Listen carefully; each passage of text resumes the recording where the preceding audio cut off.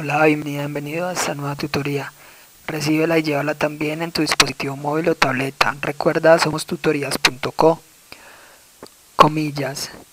El patrimonio de la educación no lo puedes comprar porque no alcanza tiempo y no tiene precio. Comillas. Como se observa en la figura, el ejercicio planteado consiste en crear un algoritmo que permita invertir los datos de una matriz. Es decir, que el primer valor pase a la última posición, luego el segundo valor a la penúltima y así sucesivamente. Planteamos la solución en un programa de 26 líneas. En la línea 5 a una variable n le asigna 3. Este 3 se convierte a entero, es decir, se hace un casting. Un casting es una conversión forzosa de un tipo de dato a otro. Acá estamos garantizando entonces que la variable n recibe un dato entero, 3. Cuando se tengan que hacer operaciones aritméticas es necesario asegurar que esas variables sean de tipo numérico. Recuerde que en Python usted puede omitir poner al finalizar el punto y coma en las instrucciones. También recuerde que en Python las variables no se declaran. Serán del tipo de dato según la información que almacene. Como la n almacena información de tipo entero, será de tipo entero. En la línea 6 a una variable a le asigna una lista de datos. En Python las listas de datos representan vectores o matrices. En este caso vemos 3 conjuntos, cada conjunto con 3 valores. Luego representa una matriz de 3 por 3. Recuerde, las matrices son estructuras estáticas de datos. Las estructuras de datos almacenan información de manera temporal mientras se ejecuta el programa. Es decir, aquí estamos reservando espacio de memoria RAM. Entre las líneas 18 a 11 vemos una sentencia condicional. Las sentencias condicionales permiten tomar 2 o más caminos alternativos en un programa. Las sentencias condicionales y los ciclos for o while manejan bloques de líneas de código no por llaves, sino por tabulación. Es decir, todas aquellas líneas que pertenezcan a una condicional o un ciclo deberán llevar tabulación con respecto a la condicional o al ciclo. Por eso vemos que la línea 9 lleva tabulación con respecto a la condicional de la línea 8. Eso quiere decir que esta línea 9 pertenece a la condicional de la línea 8. Entonces en la línea 8 vemos la condicional: si n módulo 2 es igual a 0, en caso de ser cierto, a la variable fila media le asignamos n dividido 2 menos 1. Si no, entonces línea 11 a la variable fila media le asignamos n dividido 2. Recuerde que el operador módulo de la línea 8 lo que permite es hallar el residuo de una división. Si el residuo es igual a 0, quiere decir que los números son múltiplos. Si n módulo 2 es 0, quiere decir que n es múltiplo de 2, es decir que n es par. Es decir, es una matriz cuadrada de orden par, o sea 2 por 2 o 4 por 4 o 6 por 6, etc. Si no, quiere decir que es de orden impar, 3 por 3, 5 por 5, etc. Es importante entonces usar esa condicional para saber fila media qué fila va a hallar, ¿sí? Si es impar no importa, hallar la mitad muy sencillo. Si es de 3 por 3 va a ser el 2, si es 5 por 5 va a ser el 3. Hallar entonces la fila media de una matriz impar es de orden cuadrada, pero impar es sencillo, simplemente se divide. Pero en caso de ser par, entonces se le resta 1.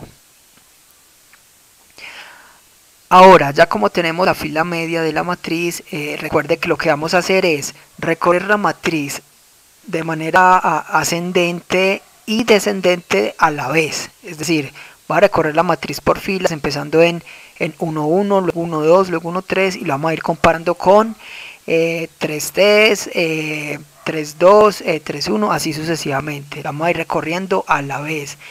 Toda la primera fila, toda la última fila, luego la segunda fila con la penúltima fila, así hasta llegar a la fila media.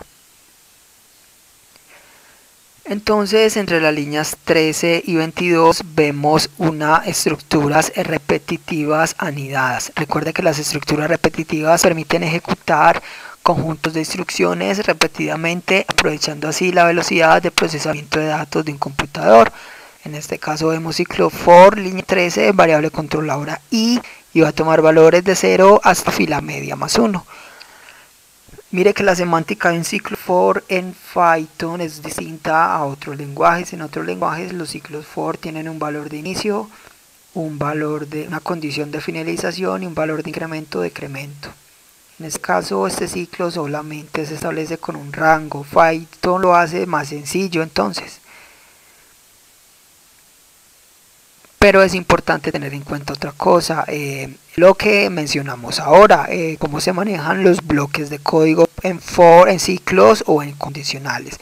Observe que acá establecimos entonces el ciclo for, terminamos con 2 puntos y línea 15 vamos a ver entonces otro ciclo for. Mire que este segundo ciclo for tiene tabulación con respecto al ciclo for de la línea 13, luego pertenece a ese primer ciclo.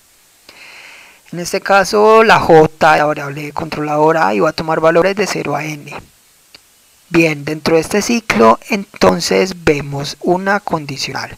Si n módulo 2 es diferente a 0 y es igual a fila media y la j es igual a fila media más 1, entonces damos un break en la línea 18. Un break es una salida forzosa de un ciclo. O sea, en caso de cumplirse estas condiciones, vamos a salir de este ciclo interno, el de la variable controladora j.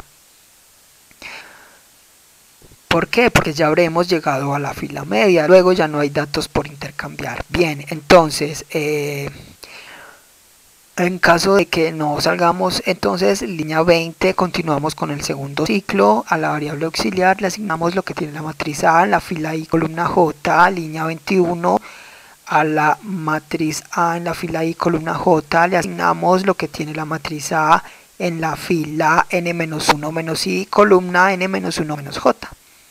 Esa operación de n-1 - i nos va capturando las últimas posiciones, ¿sí?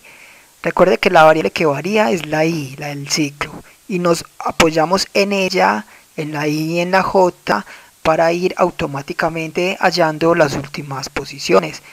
Es decir, si i vale 1, tenemos entonces la primera posición y la última con n-1 - i, y así automáticamente entonces. Y en la línea 22 entonces a la matriz A en la fila n-1 - i columna n-1 - j le asignamos auxiliar.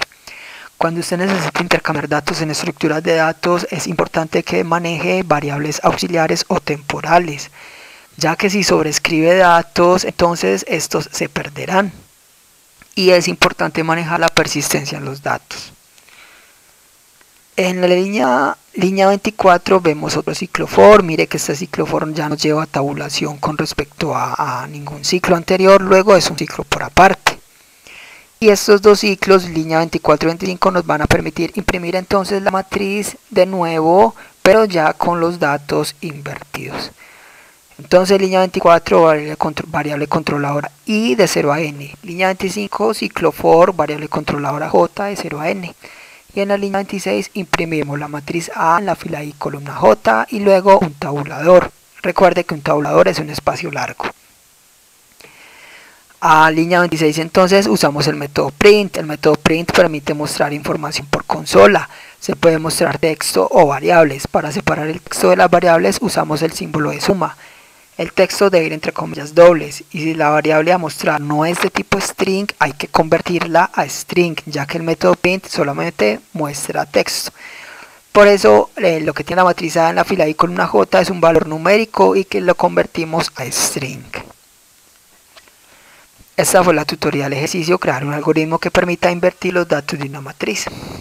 Repasa la teoría, resuelve nuestro test y practica un algoritmo en el tablero. Si esto te gustó o no, te invitamos a discutirlo y a valorar la experiencia de esta tutoría. Recuerda, somos tutorías.co, trinamos como @tutorías, posteamos en Facebook y Google Plus como Tutorías Colombia.